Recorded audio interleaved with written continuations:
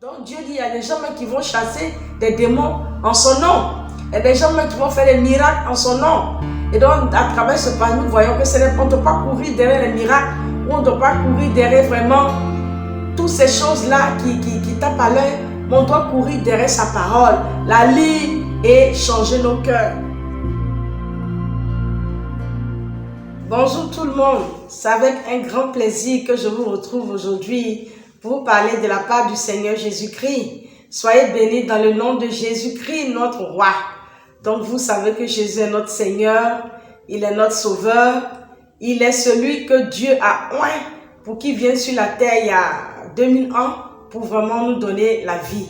Nous devons chercher les voies du Seigneur et toujours nous assurer que nous marchons dans ces voies. Donc soyez bénis dans le nom de Jésus. Nous allons continuer notre enseignement et avant de continuer, nous allons prier. Baissons la tête pour prier s'il vous plaît. Donc Père éternel, créateur de l'univers, le Dieu qui nous a fait, le Dieu d'Abraham, d'Isaac, de Jacob, notre Père et notre Dieu, ça fait qu'un cœur rempli d'amour et de foi, que nous venons devant toi pour dire combien de fois nous sommes fiers de t'appartenir, Seigneur. Vraiment, Seigneur, tu es notre Père, c'est toi qui nous as créés à ton image. Nous nous remettons en tes mains pour que tu nous enseignes dans tes voies. Et nous te disons vraiment merci pour l'occasion que tu nous donnes d'ouvrir ta parole pour la connaître et vraiment changer notre cœur. Bénis ce temps, remplis-moi de ton esprit, Seigneur, et que ta grâce m'accompagne dans tout ce que je veux dire au nom de Jésus-Christ que je prie. Amen. Donc soyez bénis dans le nom de Jésus-Christ, notre roi. Aujourd'hui, le Seigneur me met à cœur un thème que nous allons aborder vraiment aujourd'hui pour notre édification et notre repentance. Donc le titre de mon message, nous allons parler vraiment du fait de l'importance de la parole de Dieu dans la vie d'un enfant de Dieu. Dans le titre que nous allons aborder maintenant, c'est l'importance de la parole de Dieu dans la vie d'un enfant de Dieu. Voilà, donc vous savez que la Bible, c'est la parole de Dieu. Dieu vraiment, il nous a fait à son image, il nous a mis sur la terre et il ne nous a pas laissé orphelins. Il nous a laissé vraiment sa parole. Il a voulu qu'on écrive sa parole dans la Bible pour vraiment que nous puissions connaître sa volonté et marcher dans ses voies. Qu'est-ce que Dieu aime, qu'est-ce qu'il n'aime pas, comment est-ce qu'il aime qu'on se comporte dans telle situation. Il a tout mis dans la parole de Dieu. Et nous devons vraiment voir que la Bible est très importante dans la vie d'un enfant de Dieu. Nous devons la prendre au sérieux. Dieu nous invite donc à prendre nos Bibles au sérieux, à la lire tous les jours, à vraiment la mémoriser, à pouvoir vraiment l'écouter, à pouvoir vraiment la lire et la mettre en pratique surtout, pour que nous puissions vraiment plaire à Dieu. Donc la Bible est très très très importante. On doit prendre la Bible comme notre standard. Et c'est la Bible qui doit nous guider dans chaque décision que nous voulons prendre dans notre vie, dans tous les aspects de nos vies. Nous devons nous référer à la parole de Dieu et continuer vraiment à vivre nos vies à la lumière de la parole. Pas la lumière d'une personne ou d'une église, mais uniquement à la lumière de la parole. Parce que la Bible est la vérité. La Bible ne ment pas et c'est la vraie parole de Dieu que Dieu a voulu qu'on écrive dans la Bible. Donc nous devons prendre la Bible au sérieux et la Bible est très très très importante.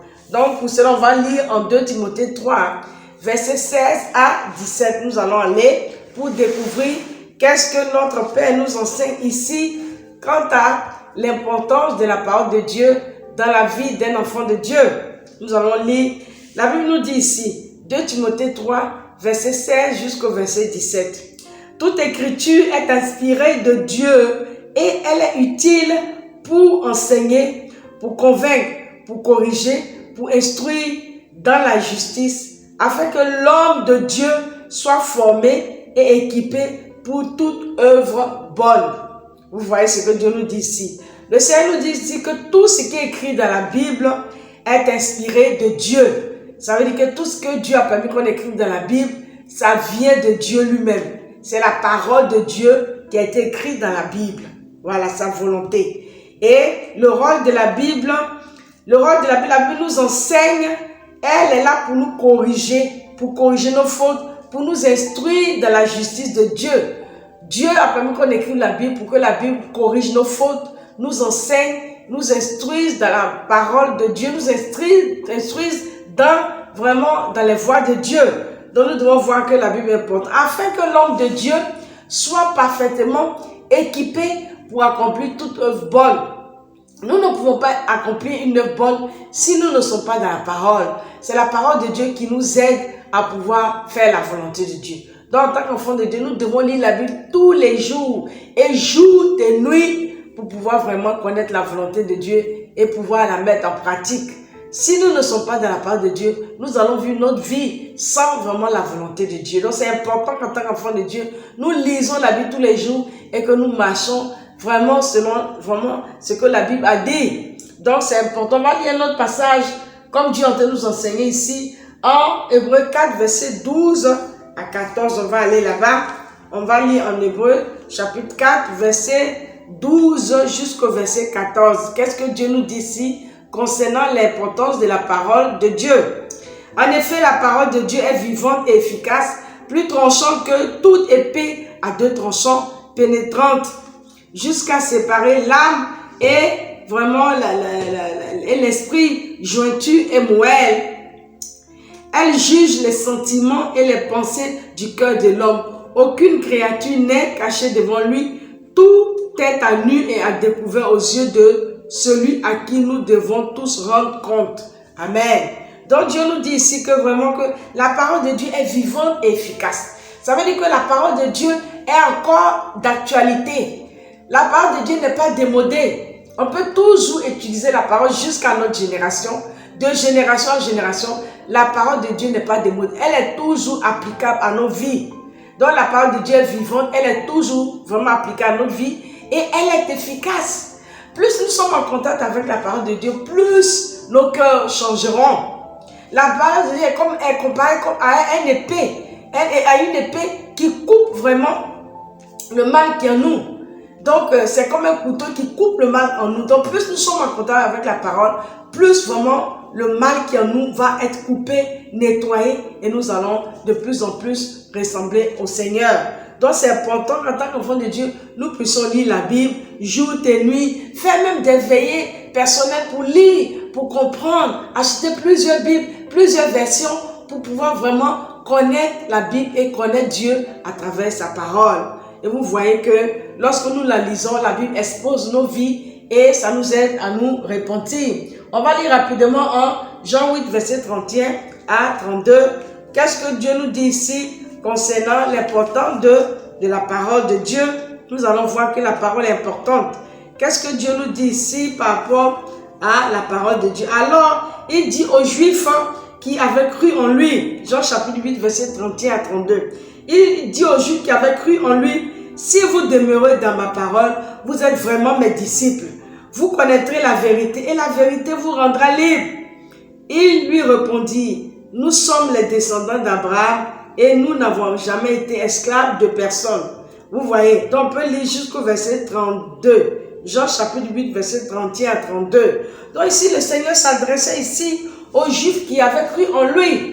Comme le Seigneur s'adresse à nous tous qui croyons encore en lui dans cette génération, nous qui croyons en Jésus, nous qui croyons que Jésus est Seigneur et que c'est lui qui est le Messie, c'est une très bonne chose. Mais Dieu s'adresse à nous aujourd'hui en nous disant que nous devons, en tant qu'enfants de Dieu, vraiment non seulement croire en lui, mais nous devons vraiment demeurer dans la parole et mettre en pratique ce qui est dedans.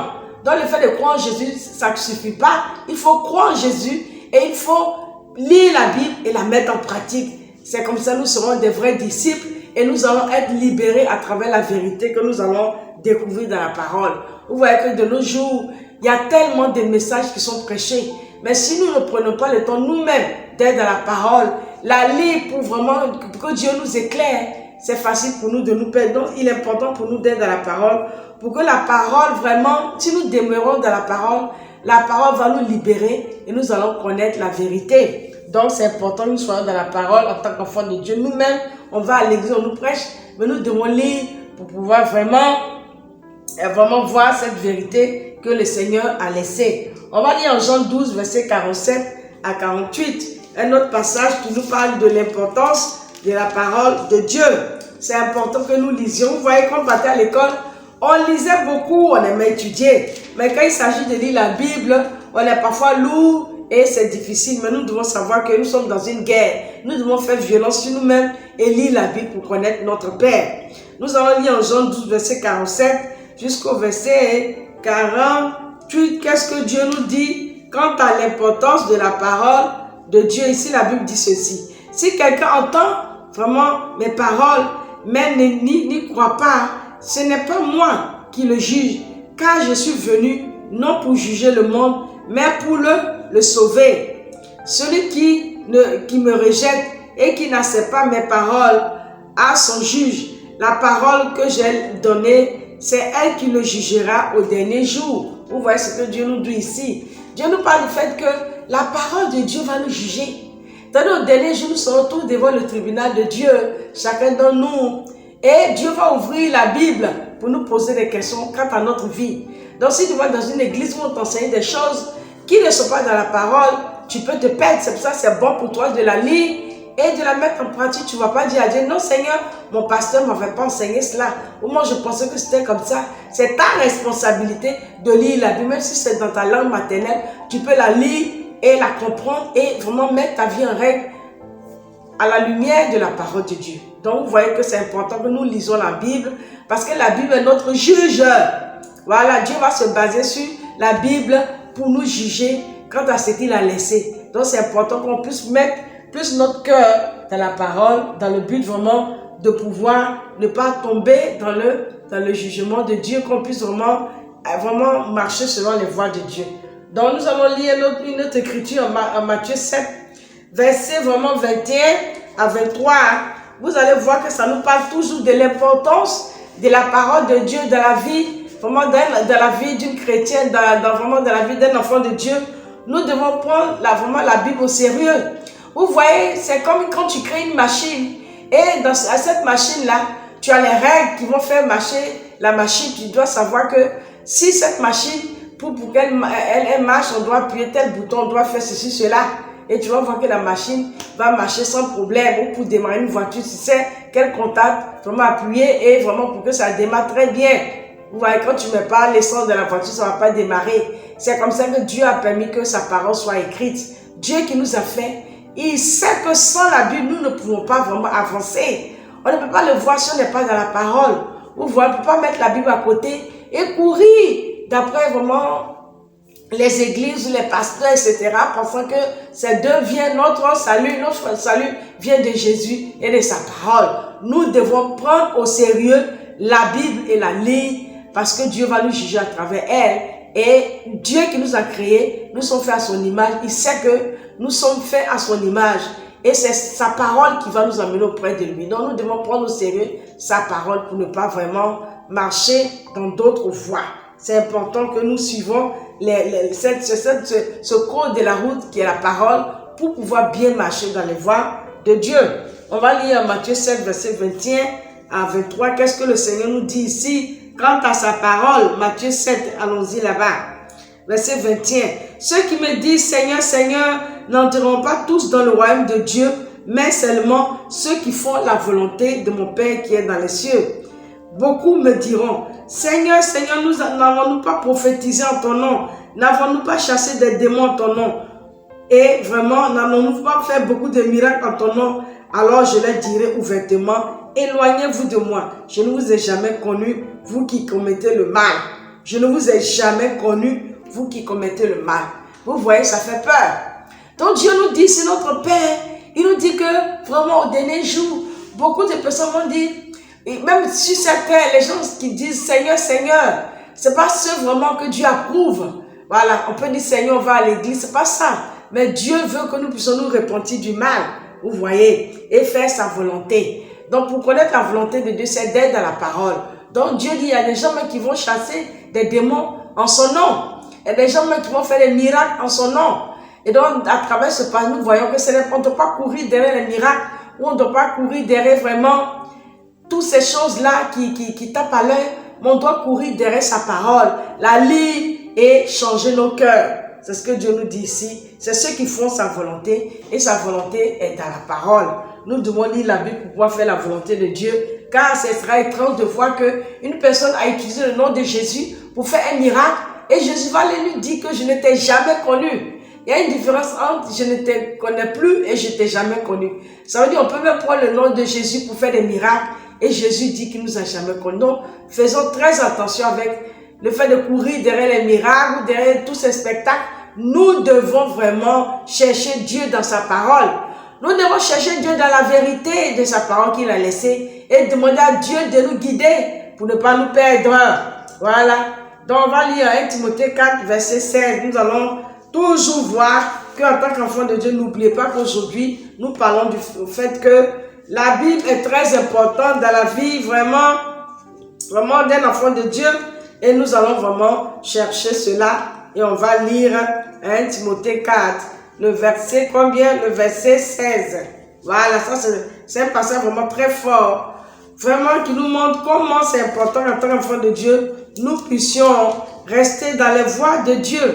1 Corinthiens 4, verset 16, la Bible dit ceci. Veille sur toi-même et sur ton enseignement, mais-y de la persévérance.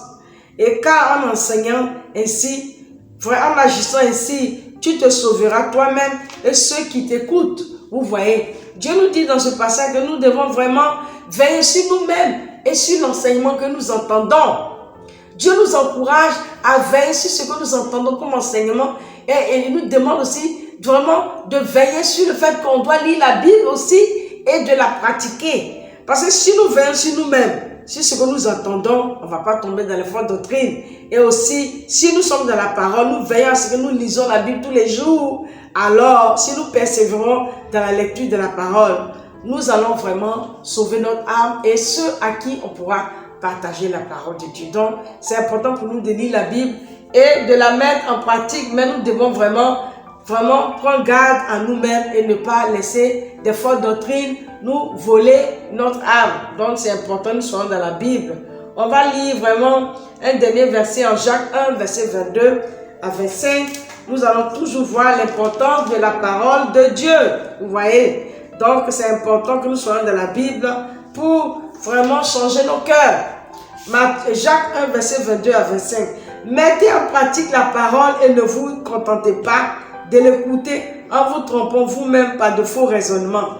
En effet, si quelqu'un écoute la parole et ne la met pas en pratique, il ressemble à un homme qui regarde son visage dans un miroir et qui, après s'être observé, s'en va et oublie aussitôt comment il était. Mais celui qui a plongé les regards dans la loi parfaite, la loi de la liberté, et qui a persévéré, celui qui n'a pas oublié ce qu'il a entendu, mais il se met au travail, celui-là sera heureux dans son activité. Donc vous voyez ce que le Seigneur nous dit ici, que en tant qu'enfant de Dieu, nous devons mettre en pratique la parole de Dieu.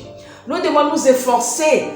Nous savons que nous sommes des pécheurs, oui, Dieu reconnaît cela, mais nous devons nous efforcer pour que ce que nous lisons, nous la pratiquons. Nous ne devons pas nous justifier en disant que notre Dieu comprendra mes péchés. On doit se repentir, on doit pratiquer vraiment la parole. C'est-à-dire, par exemple, si tu es avec le mari d'autrui, lorsque Dieu te dit, laisse le mari de Dieu, tu vas et tu le laisses. Voilà, si tu volais, Dieu te dit, laisse le vol, tu laisses le vol. Si tu mentais, laisse le mensonge.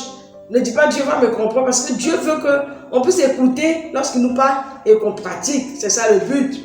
Et on ne peut pas vraiment se laisser entraîner par de faux raisonnements. Et vraiment, si nous pratiquons vraiment la parole, vous voyez que tout le monde cherche la bénédiction. De nos jours, tout le monde court derrière la bénédiction.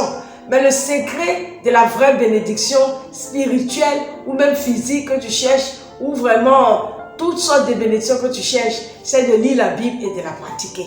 Vous voyez? Donc c'est de là, si tu lis la Bible, que tu la mets en pratique, tu seras agréable à Dieu. Alors tout ce que tu lui demandes, Dieu va vraiment te donner cela.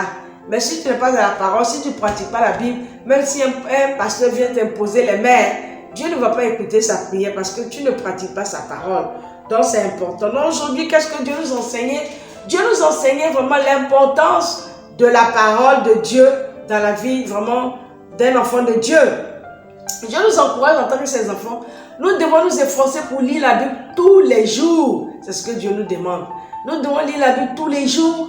Et deuxièmement, nous devons aussi la mettre en pratique.